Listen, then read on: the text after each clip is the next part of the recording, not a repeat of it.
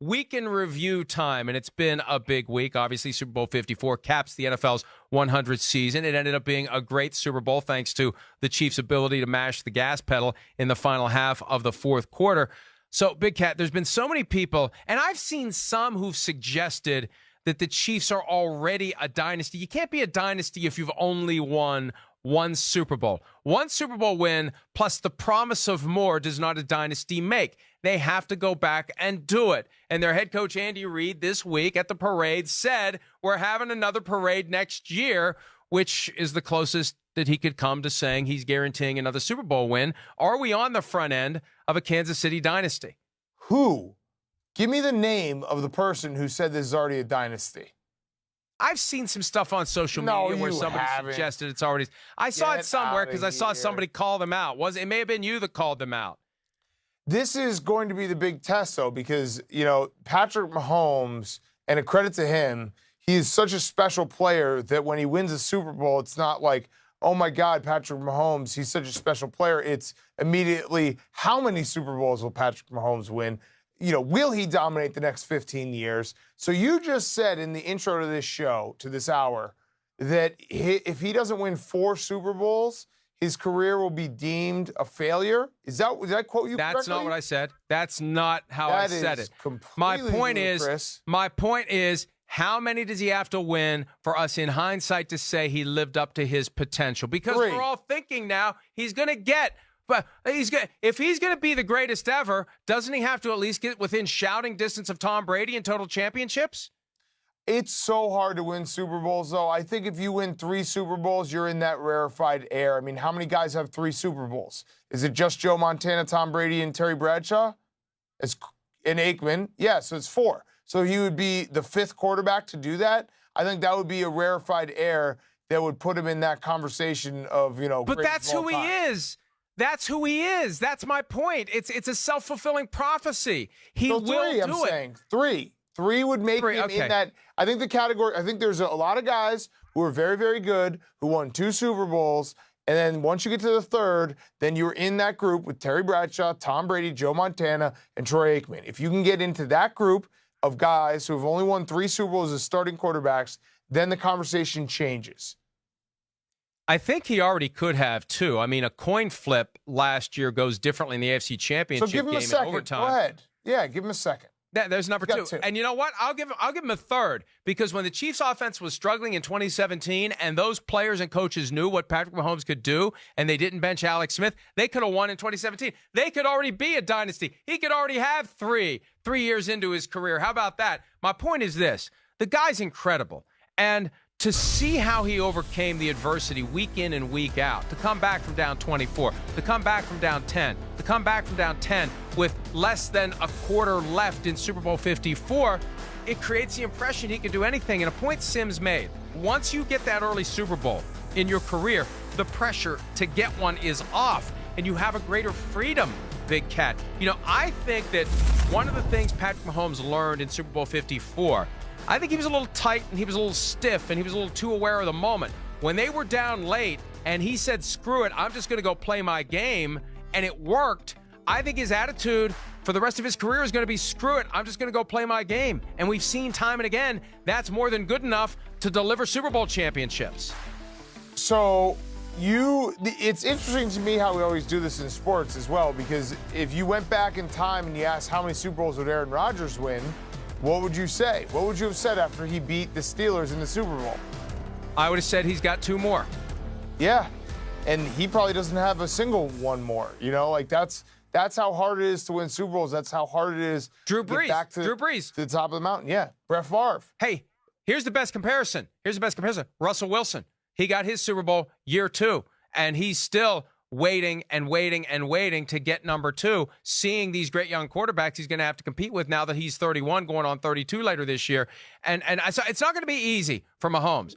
But I think the greatness is there, and I think it's fair to expect that he's going to have a fistful of rings. He's going to be like Belichick with the ultimate flex. He's going to put up that double fistful of rings. That wasn't the ultimate flex. That was not the ultimate flex. I hate the internet sometimes. The ultimate flex would have been if he wore all his rings. I don't know why he only wore 3, but everyone's like, look at the ultimate flex. He can't wear more than that. They're too big. That's not the ultimate flex. He literally could wear 6 rings. He could wear 8 if he wanted to. That would be the ultimate flex. Back to Patrick Mahomes real quick, Mike. He should get a necklace. You know what he should have? A necklace that has all of them on it. He should get a keychain like a janitor with a bunch of keys. It's just all rings. Here's the thing with Patrick Mahomes. You bring up Russ Wilson, and it's a good point. Will Patrick Mahomes be the type of guy to take the absolute max amount of dollars, or is he going to be the type of guy who, similar to Tom Brady, maybe takes a little less to try to help out the rest of the roster? Because that's where this equation changes. When Patrick Mahomes, when you get year 5, 6, 7, and he's getting paid a ton of money, there's not enough money to go around. You're really, really good every year, so you're always at the bottom of the draft. The margin for error becomes so much thinner, and that's when true greatness comes out. And will Patrick Mahomes be able to do that? I mean, you never talk about another man's money, but do you think Patrick Mahomes is that type of guy who maybe says, look, I want to get paid a lot.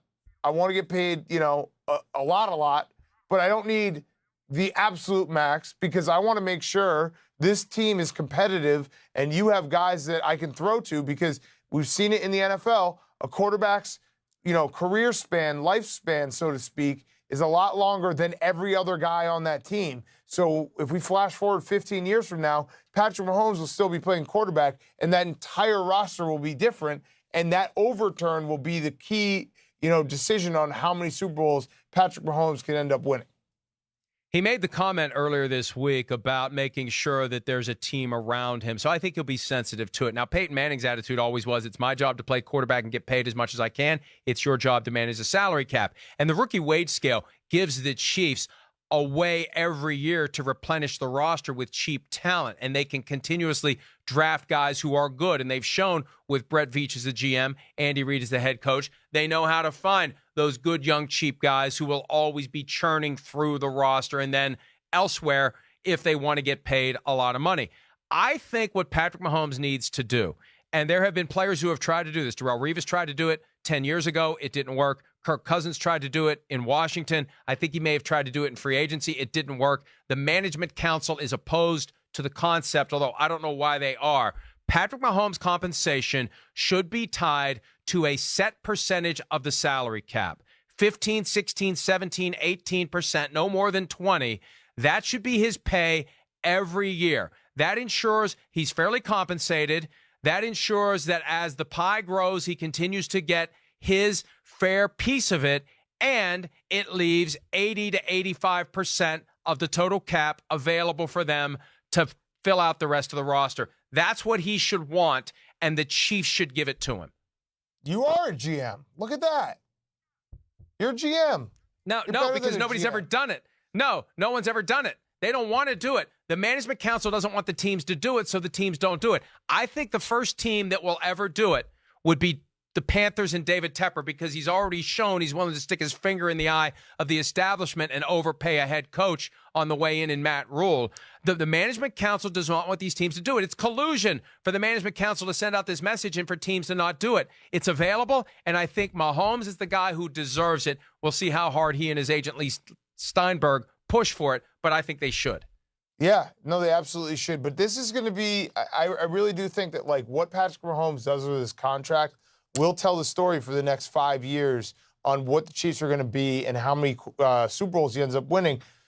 It's also, it's kind of unfair that Patrick Mahomes, in discussing how great he's going to be, has to follow Tom Brady, because now the bar is completely changed on success. You're talking about him winning 3 Super Bowls and having it be not living up to the hype. That's crazy, but it's not so crazy anymore because Tom Brady has 6. We had all those years where you could make a reasonable argument for 5, 6, 7 different quarterbacks as the greatest of all time. Montana and the rings, Terry Bradshaw and his rings, and the perfect record in the Super Bowl, but then Elway and the stats, and Marino, even though he never won a Super Bowl. And then comes Brady. Once he passed 4, once he got to 5, and definitely once he got to 6, it was clear he's the greatest ever. And it's going to be interesting to see whether Mahomes can leapfrog Brady without leapfrogging him in total championships. It's going to be hard to do. It's going to be very hard to do. I mean, what's he got, 15 more years?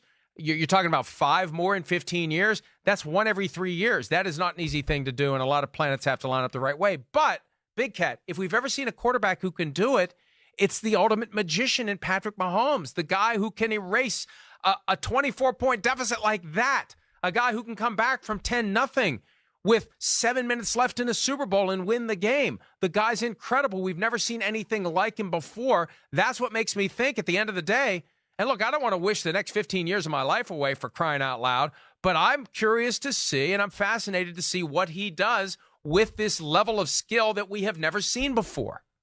Jeez, Mike, you really do want to just end up being what? How old will you be when Patrick Mahomes, 15 years down the line, you'll be 80?